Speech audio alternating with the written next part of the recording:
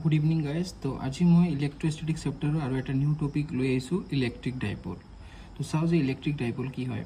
So electric dipole, it is an arrangement in which two equal and opposite charges are separated by a certain distance.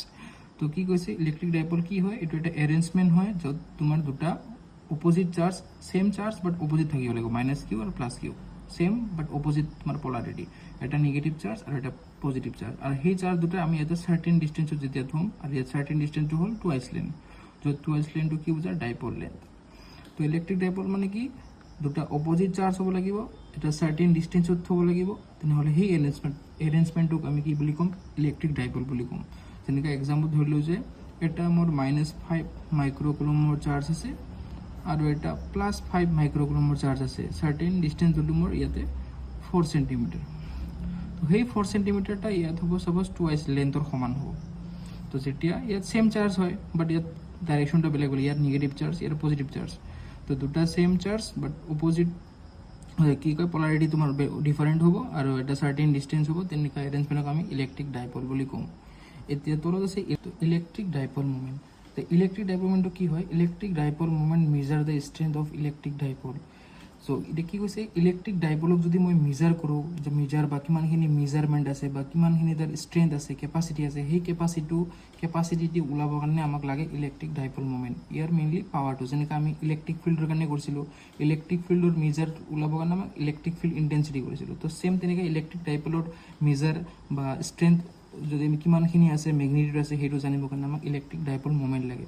তো it is a given by product of magnitude of any charge and dipole length. তো আমি electric dipole মুভমেণ্টৰ magnitude কেনেকৈ ওলাম, যে আমি এই দুটা চাৰ্জৰ এটা চাৰ্জ ল'ম আৰু সেই চাৰ্জৰ লগত আমি টুৱাইচ এল যোনটো ইয়াৰ ডাইপল লেন্থটো মাল্টিপ্লাই কৰি দিম, প্ৰডাক্ট কৰি দিম। তো any charge of the dipole and product of twice L length. তো চাৰ্জ আৰু ডাইপল লেন্থ যদি মই মাল্টিপ্লাই কৰোঁ, মই সেই ডাইপলৰ কি পাম, ডাইপল মুভমেণ্ট পাম। আৰু ডাইপল মুভমেণ্টটো পি আখৰেৰে ডিনোট কৰে। তো ডাইপল মুভমেণ্টৰ ভেক্টৰ কোৱান্টিটি হয়, কাৰণ ইয়াৰ মেগনিটিউড প্লাছ ডাইৰেকশ্যন দুটাই আছে। It is denoted by P, আমি পি আখৰেৰে ডিনোট কৰিম ইলেক্ট্ৰিক ডাইপল মুভমেণ্টটো।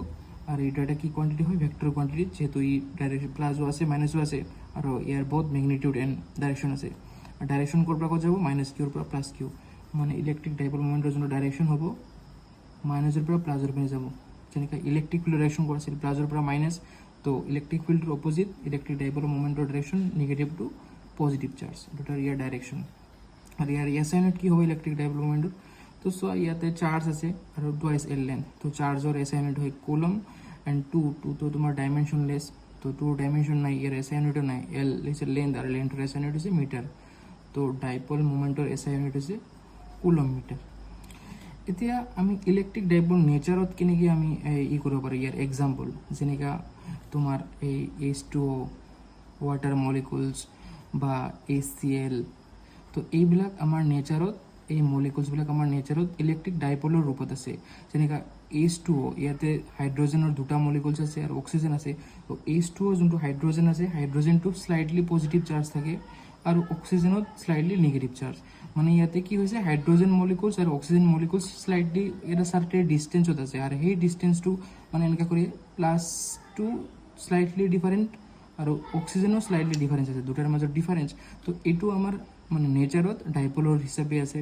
ছেম হাইড্ৰজেন, এইটো HCl, এইটো আমাৰ কি আছে, ইলেক্ট্ৰিক ডাইপল হিচাপে আছে, য'ত হাইড্ৰজেন পজিটিভ চাৰ্জ আৰু ক্লৰিন নিগেটিভ চাৰ্জ, দুটা চাৰ্টেন ডিষ্টেঞ্চত আছে।